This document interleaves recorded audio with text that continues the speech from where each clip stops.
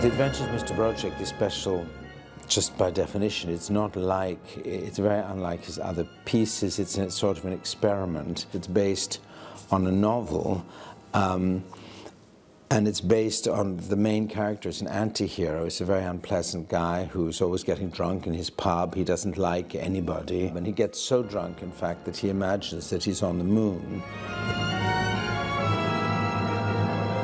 But then the situation becomes strangely even more unpleasant up there. And then he gets so drunk again that he imagines he's in Prague in the 15th century, wandering around in the dungeons in the old town of Wenceslas, of the castle of Prague. And then he gets himself into very dangerous situations where it's almost threatening his life.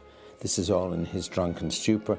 And then he snaps out of it, and he's so happy to find that he is back in the pub. Even if he doesn't like the pub and the people in the pub, it's still better than being burnt alive in the 15th century. So that's the essence of the piece. Well, we felt it was important to find, why the moon for a start, and then we thought, what also a situation where the Czech people are under threat and are being attacked, because that's what happens in the background of the 15th century.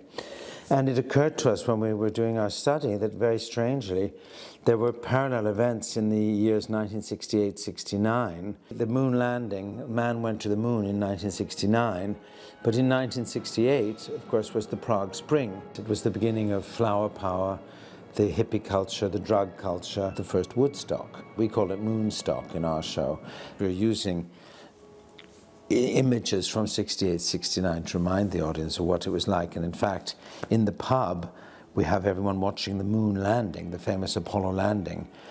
So we understand why they're talking about all the moon, because they're seeing it on the TV.